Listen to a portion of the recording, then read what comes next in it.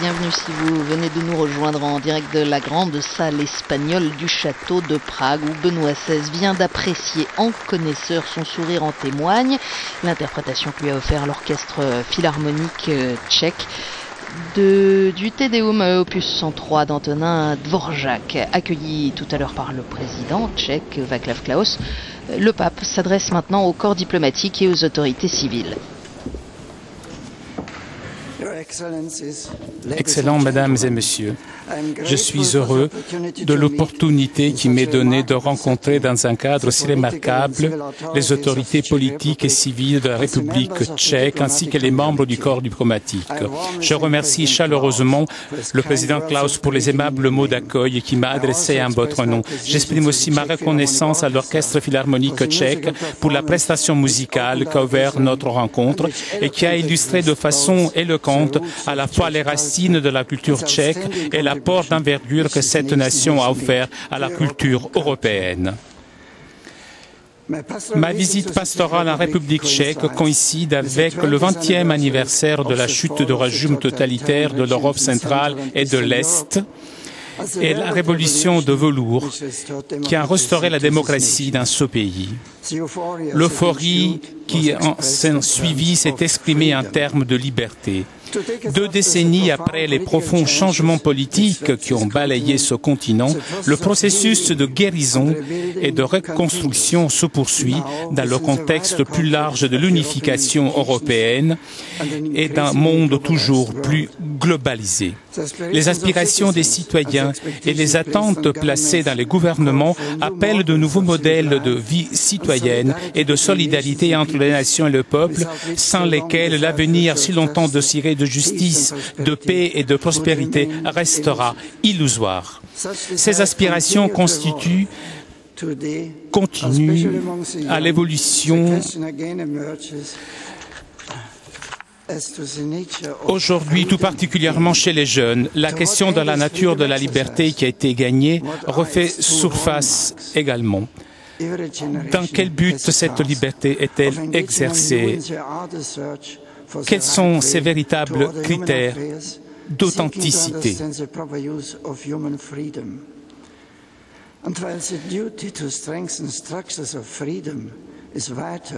Chaque génération a le devoir de s'engager à nouveau dans la difficile tâche d'ordonner de façon juste les affaires humaines, cherchant à comprendre le juste usage de la liberté humaine.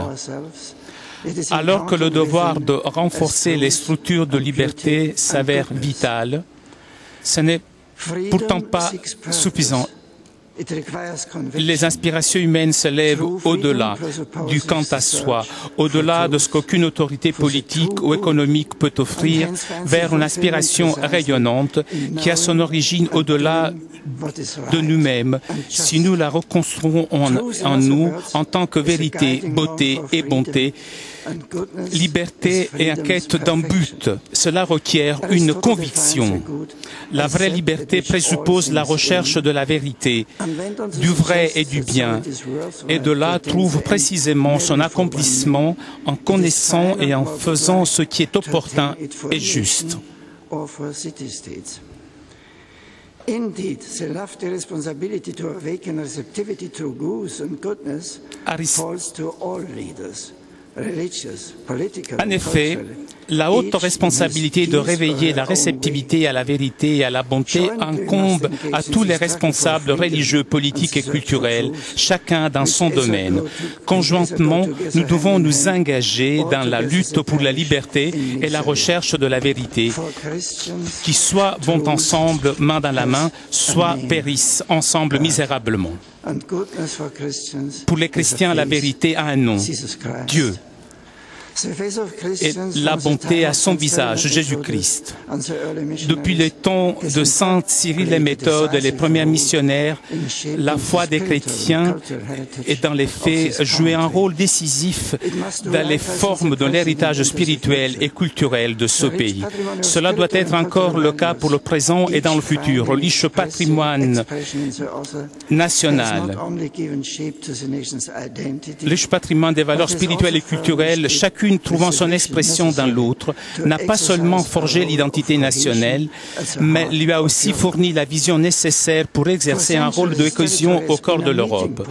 Pendant des siècles, ce territoire a été un lieu de rencontre entre différents peuples, traditions et cultures. Comme nous en avons tous conscience, il a connu dans son histoire des chapitres douloureux et il porte les cicatrices d'événements tragiques, d'incompréhension, de la guerre, de la persécution. Mais il est aussi vrai que ses racines chrétiennes ont alimenté un remarquable espoir de pardon, de réconciliation, de coopération qui a rendu capable le peuple de cette terre de trouver la liberté et d'inaugurer un nouveau commencement, une nouvelle synthèse, un renouveau d'espérance. N'est-ce pas donc l'esprit dont l'Europe a besoin?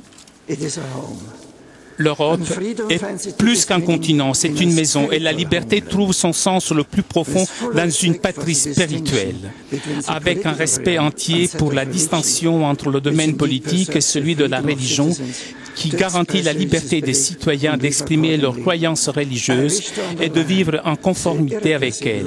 Je souhaite souligner le rôle irremplaçable du christianisme pour la formation de la conscience de chaque génération et la promotion d'un consensus éthique de base qui est utile à toute personne qui appelle ce sentiment « ma maison ». Dans cet esprit, je souhaite reconnaître la voix de ceux qui aujourd'hui, à travers ce pays et ce continent, cherchent à vivre dans la vie publique leur foi de façon aussi déterminée que sereine, dans l'attente que les normes sociales soient informées par le désir de vivre dans la vérité qui nous rend libres. La fidélité au peuple que vous servez et que vous représentez exige une fidélité à la vérité que seule est garantie de la liberté du développement humain intégral. Le courage d'affirmer la vérité sert en fait tous les membres de la société en jetant une lumière sur les avancées du progrès humain, en indiquant les fondements éthiques et moraux et en garantissant que la politique publique s'appuie sur les trésors de la sagesse humaine. La sensibilité à la vérité universelle ne devrait jamais être éclipsée par des intérêts particuliers, aussi importants qu'ils puissent être. Cela ne conduirait qu'à de nouveaux exemples d'éclatement ou de discrimination sociale dont ces mêmes intérêts ou des groupes de pression seraient disposés à en profiter. En effet, loin de menacer l'acceptation des différences et la pluralité culturelle, la recherche de la vérité rend possible un consensus. Elle permet au débat public de demeurer rationnel, honnête et responsable, et elle assure une unité que les vagues notions d'intégration ne peuvent tout simplement pas offrir.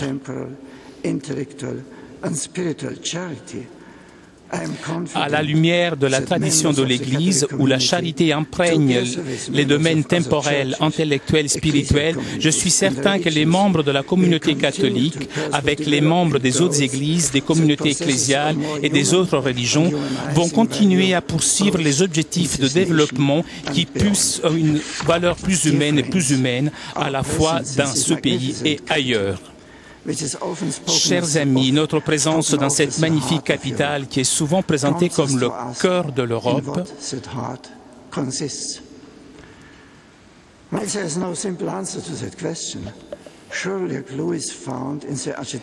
nous pousse à nous demander ce que signifie un cœur. Bien qu'il n'y ait pas de réponse simple à cette question, une piste peut certainement être trouvée dans les joyaux architecturaux qui ornent cette cité. La beauté frappante des églises, du château, des places et des ponts ne peuvent pas ne pas tourner nos esprits vers Dieu. Leur beauté exprime la foi. Ils sont une épiphanie de Dieu qui justement nous laisse méditer les glorieuses merveilles auxquelles nous, créateurs, nous pouvons aspirer quand nous donnons forme aux aspirations esthétiques et noétiques de notre être le plus intime. Comme cela serait tragique si quelqu'un devait voir de telles beautés tout en ignorant le mystère transcendant qu'elles indiquent. La rencontre créatrice entre la tradition classique et l'Évangile a donné naissance à une vision de l'homme et de la société attentive à la présence de Dieu parmi nous. En formant le patrimoine culturel de ce continent, celle-ci a montré que la raison ne finit pas avec ce que voient les yeux, mais qu'elle est plutôt tournée vers ce que se trouve au-delà, ce à quoi nous aspirons profondément, l'esprit, pourrions-nous dire, de la création. À la présence croisée des chemins de civilisation si souvent marqués par une division troublante de l'unité et de la bonté, de la vérité et de la beauté, et la difficulté conséquente à s'accorder sur les mêmes valeurs communes, tout effort en vue du progrès humain doit puiser son inspiration dans cet héritage vivant. L'Europe, dans la fidélité à ses racines chrétiennes, possède une vocation particulière à confirmer cette vision transcendante à travers ses initiatives pour servir le bien commun des personnes, des communautés et des nations. Il est particulièrement important que les jeunes Européens soient encouragés par une formation qui respecte et nourrisse les capacités que Dieu leur a données de transcender les limites dans lesquelles on voudrait parfois les enfermer. Dans le sport, dans les arts et dans les études, les jeunes ont l'occasion d'exceller. N'est-il pas tout aussi vrai qu'une présence de grands idéaux, ceux-ci aspirent aussi à la vertu morale, à une vie de compassion et de bonté. J'encourage chaleureusement les parents et les responsables de communautés qui attendent les autorités et qu'elles promeuvent les valeurs qui intègrent les dimensions intellectuelles, humaines et spirituelles d'une éducation profonde digne des aspirations de notre jeunesse.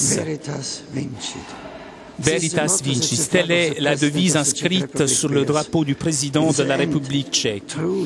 Finalement, la vérité l'emporte, non par la force, mais par la persuasion, par l'héroïque témoignage d'hommes et de femmes dont les principes sont fermes, par le dialogue sincère qui dépasse l'intérêt propre pour considérer les exigences du bien commun. Le soif de vérité, de beauté, de bonté, enraciné en tout homme et en toute femme par le Créateur, est destiné à les réunir dans leur quête de la justice, de la liberté et de la paix. L'histoire a amplement montré que la vérité peut être trahie et manipulée au service d'idéologies fausses, de l'opposition, de l'injustice. Mais les défis auxquels l'humanité fait face ne nous appellent-ils pas à regarder au-delà de ces dangers? En définitive, qu'y a-t-il de plus inhumain et de plus destructeur que le cynisme qui voudrait dénier la grandeur de notre quête de vérité et le relativisme qui corrode les vraies valeurs qui inspirent la construction d'un monde uni et fraternel. Au contraire, nous devons reprendre confiance dans la noblesse et l'ampleur de l'esprit humain, dans ses capacités à atteindre la vérité et laisser cette confiance nous guider dans le patient travail de la politique et de la diplomatie. Mesdames et Messieurs, avec ces sentiments, je vous offre mes vœux priants afin que votre service soit inspiré et soutenu par la lumière de cette vérité qui est un reflet de l'éternelle sagesse du Dieu créateur. Sur vous et sur vos familles, j'invoque cordialement l'abondance des grâces divines.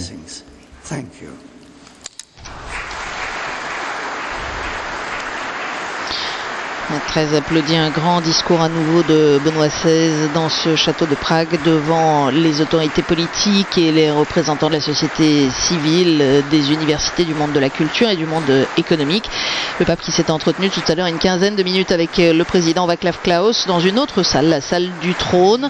Ils ont d'ailleurs procédé au traditionnel échange de cadeaux et Benoît XVI qui a offert une mosaïque de Saint Venceslas, le saint patron de la République tchèque, réalisé par les ateliers du Vatican, a reçu, lui, une grande coupe et des chandeliers en cristal de Bohême, ainsi qu'un tabouret de piano. On l'a vu tout à l'heure, le pape a apprécié en connaisseur l'interprétation du Te Deum de Dvorak que lui a donné l'orchestre philharmonique tchèque. Voilà, Benoît XVI, au terme de cette rencontre sur le contenu de laquelle on reviendra un peu plus tard, notamment dans le flash de ce soir, sur la recherche de la vérité pour atteindre la vraie liberté. Eh bien, le pape va maintenant se rendre un tout petit peu plus loin, à l'intérieur de ce même complexe du château de Prague, le plus grand du monde, plus de 70 000 mètres carrés, à la cathédrale Saint-Guy. Il y est attendu pour célébrer l'office des vêpres. On se retrouve d'ici une dizaine de minutes.